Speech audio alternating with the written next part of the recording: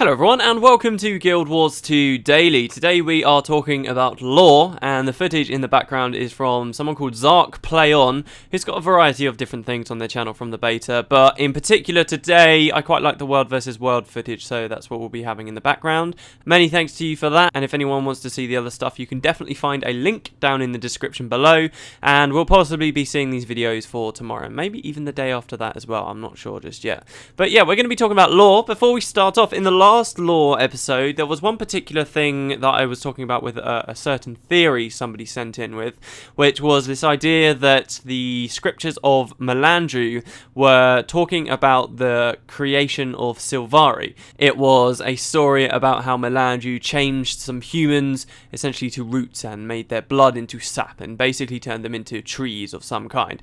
A lot of people had their own interpretations of that, but I saw a couple of people disputing that as an incorrect theory because they said that what those scriptures were describing were actually the druids of the Maguma jungle, and that is completely and utterly wrong. That's 100% speculation. We've never heard that that is specifically how the druids came to be in the Maguma jungle, which means it very much could mean that this person who had this theory could be correct about this being the birth of the Sylvari in some way. I do feel like I should point that kind of stuff out because a lot of the time people try and refute theories based on misinformation. We don't know if that's describing the creation of the druids. It's just a lot of people assumed that was it because in Prophecies at launch we didn't have many other races in the game that seemed to fit that description. For those of you who might not remember, the druids are a race of ancient, now essentially extinct people that lived in the Maguma jungle, and they built houses that look very similar, by the way, to Sylvari houses, and when you actually get to the Maguma jungle come Guild Wars 2's time, they're essentially just spirits. Now those spirits look like oak hearts in Guild Wars 1, and the oak hearts were essentially the avatar of Melandru in Guild Wars 1 as well, which is why that theory is quite a strong one, but it is not proven. And there are many other theories about the druids too, particularly when you look at their architecture. It certainly seems like the druids, there's a good reason to believe they could have been an old version of the Sylvari at some point, and all sorts of other cool stuff. So yeah, you can't refute that theory. That could be what happened. I'm not saying I'm a personal believer in it, but I don't want to see people shooting down theories on wrong information. So yeah, that certainly could still be describing the birth of the Sylvari. But yeah, for the first question, the first lore question, maybe we'll talk about the druids, and I keep catching myself saying maybe we should talk about this in a later episode, and then nobody really asked the question, so I keep forgetting to do it. But anyway, the first real question comes from Alacarin11, who said, I've got a question. It's been known that the spirits helped the Norn move south, and at the cost of at least one of the spirits' life. Owl. Now, what happens to a spirit when it dies? Isn't a spirit itself just an afterlife-esque manifestation of an animal, or is it different in the Guild Wars universe? And what are the permanent consequences of such a supernatural being dying, and possibly not living on in another manifestation? Now, I don't think it's fair to say that the spirits of the wild that the Norn believe in are simply just some kind of afterlife-ish version of an animal. They are quite significant, and the actual spirits themselves seem, at least to me, to be more like ambassadors for that race. Like, they resemble everything that that specific animal embodies itself. So that's why the Norn will look to a certain spirit if they desire certain virtues over others. But the actual spirit does seem to have some kind of connection, because as I said, in Holbrack there is actually a shrine to the fallen owl, and you can go to it and you can learn a little bit about owl. I never got any footage of this, so I am only going off of my memory here. There's certainly no record of this stuff on the wiki at the moment, but I remember when I was there it talked about how once Owl was dead, all the other owls were somehow impacted by it. Real living owls that just existed out in the wild were somehow affected. I believe it talked about them feeling like they've lost their way in some form, and it really does seem to be like there is more of a connection between the spirits of the wild and the actual things that they are representing than it might appear at first glance. When the spirit of Owl died, something about other owls in the Tyrian universe also changed. From a perspective of why they wrote this story in, it's actually quite funny because Owl, the spirit, really, in Eye of the North, when ArenaNet were developing Eye of the North, they decided that the Norn were going to have these spirits, right? And there were a certain few spirits that they originally chose. Owl was one of them. In the end, in Eye of the North, the only prominent spirit, really, was Bear, and that was because a lot of Norn could actually transform into Bear. However, there were three, really, that permeated through the whole expansion, and that was Bear, Wolf, and Raven, and those three were kind of the main ones, but Bear kind of went over and above all others.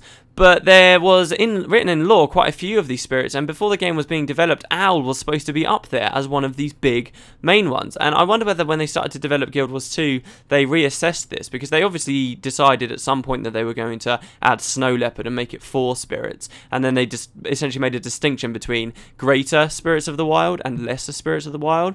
And Owl, for whatever reason, it was cut out of Eye of the North, and now, in a way, it's been cut out of Guild Wars 2 as well, because it's actually been killed. This spirit has been completely killed.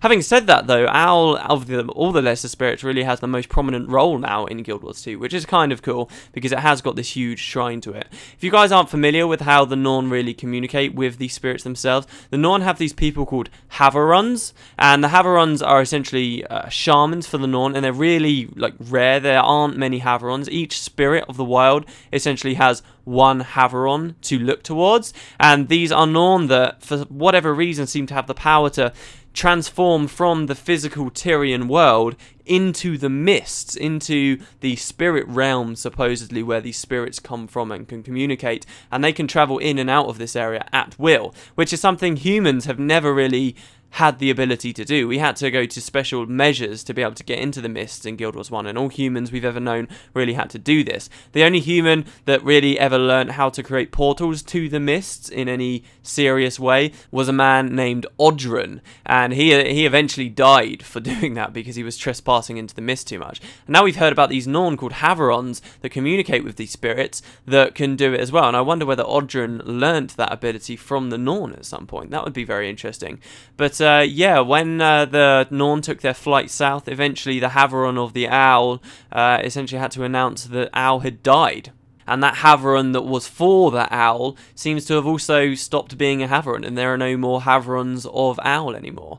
So it's interesting, and certain spirits of the wild don't have Havarons at all, like Doliak was one we heard about in Eye of the North as well, but we never really saw much of. Worm, the spirit of Worm, was also another one in Eye of the North. I don't think we've even heard of that in Guild Wars 2, though. That definitely wasn't actually in any physical form in Eye of the North.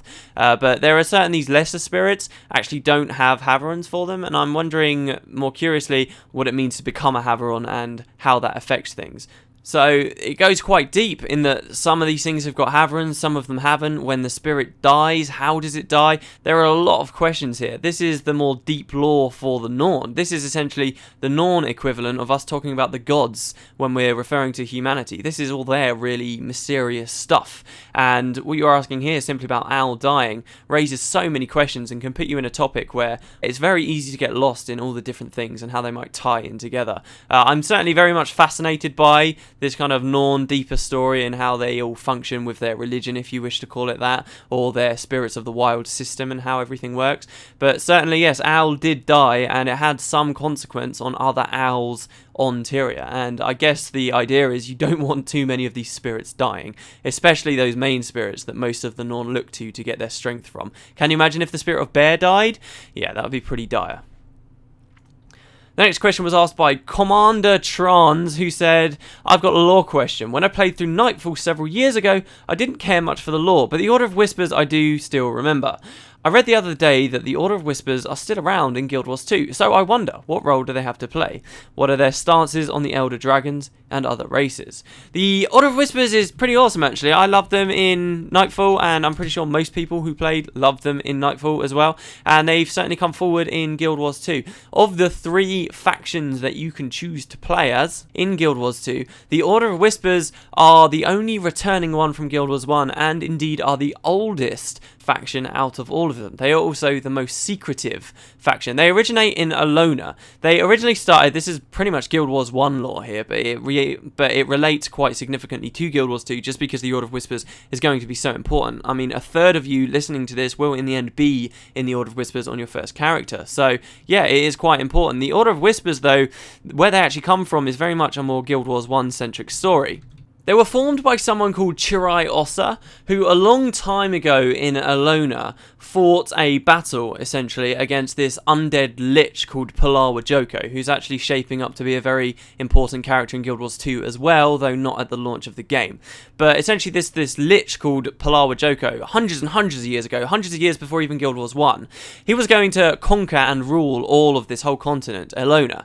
And it essentially came down to the last province of Alona, a place called Corna, and a very small group of humans left to resist this leader. It was just Chirai Ossa and his own forces and whatever was left of humanity's resistance in Alona against hordes and hordes of undead and a massive army that Palawa Joko was leading. And Chirai Ossa essentially was the last commander and the last hope for all humans there. He led a mission where he distracted the majority of Palawa Joko's army with the bulk of his forces and took a very small, very elite, very special group of people with him behind enemy lines, where he challenged Palawa Joko eventually when he found him in a one-on-one duel on this massive bridge over a huge gorge, and they fought it out, and he ended up killing Palawa, thus routing all the undead and saving all of Corna. Now, Chirai also was a hero for a very long time from that point on, and it was then that he decided he was going to form his own, like, really elite, secretive group of people, and these he called the Order of Whispers. And the purpose of these guys, the Order of Whispers, was really two or even perhaps threefold, you could say.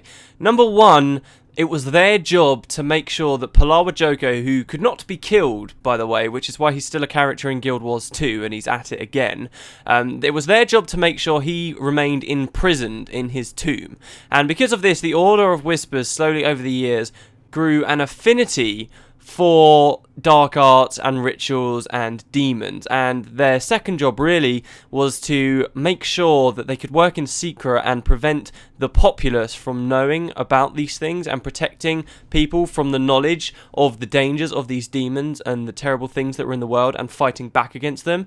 And really their other purpose was to manipulate and puppeteer the government of Alona to try to ensure some form of peace was continued. So they were established as this very secretive organisation that ended up knowing over the years a lot about the dark arts and demons and how to deal with these things. And in fact, it's been announced that these are one of the very few groups of people, in fact, of humans at all, that actually knew about the Elder Dragons before the Rising. Like, the dwarves we know knew of that, but it turns out actually the Order of Whispers somehow, through some means, actually gained some knowledge of these things, which seems to have been kept at Lion's Arch, and then many, many years later when Lion's Arch flooded, it was actually their job to take these sacred texts and escort them to the Dermond Priory's base, which is interesting, but we're getting a little bit off topic. That's some of the stuff that they did later on. So when Nightfall comes around and you're playing in Alona, you eventually team up with the Order of Whispers because your goals are aligned. You don't want Abaddon to break free. You don't want Nightfall to come. Chirai Ossa has then got a huge other long history where he falls from grace from being a hero and he leads most of his people to death, and it's just this fascinating story. He's one of my favourite characters in the Guild Wars universe. But he was responsible for forming this organisation, the Order of Whispers, that has survived till Guild Wars 2, and once again they are at it. The Elder Dragons are awakening and they have not forgotten their purpose. They are still based in Alona, but at least a splinter faction of them have come and began to operate in Tyria, and they have spread and they have grown very big in Tyria. As you might know, in Guild Wars 2, communication between Tyria and Alona is severed, so what we'll be dealing with is a branch of the Order of Whispers that haven't really, as far as we can see, had much contact with their Alonian counterparts for a while. However, the Order of Whispers are still about. You will have the choice to join them, or you can join the Dermond Priory or the Vigil, who have got their own histories, and each group really has got their own vision on how they can stop the Elder Dragons. The Order of Whispers are still just as secretive as they ever were. They are not just humans anymore. There will be Norn there will be Char there will be every race there in the Order of Whispers.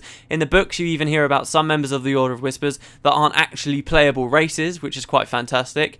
And essentially, their overall goal, as far as we've heard so far, right now we're getting into late game Guild Wars 2 storyline, which of course is still very much closed curtains right now because they didn't want to spoil the plot. But we have heard that overall, the Order of Whispers favour putting the Elder Dragons back to sleep than trying to defeat them out and out, because they think that's the most wise course of action, and that is the kind of decision that they're going for. How that will all play out, who knows? How that will even work if some players can be in the Vigil who just think that they can kill the Elder Dragons through brute force, while at the same time the Order of Whispers think that they can send Zhaitan to sleep. How will they connect together? I'm not sure, but this is Endgame Guild Wars 2 storyline. That's really the Order of Whispers. That's what they're about. That's where they come from. The only other real thing to know is in Guild Wars 1, one of your main companions, one of your heroes that joins your party, is a man called the Master of Whispers. You eventually find out his name, which is Jura, and the Master of Whispers is simply a title given to the leader of the Order of Whispers, and I'm expecting to see that title come back. That'll be really cool. So there will be a Master of Whispers in Guild Wars 2,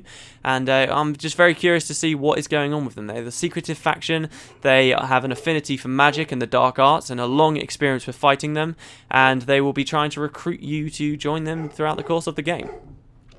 Anyway, my dog is barking like a madman. I've answered 2 questions and rambled long enough. The limit on YouTube has been removed, so no more having to speed up, by the way, so yay for that. Anyway, thanks very much for watching, guys. I hope you guys enjoyed today's Guild Wars 2 Daily. Again, you can find a link in the description for the channel, which has all of this footage if you want to see it right away. And I guess I will see you tomorrow for more mechanics.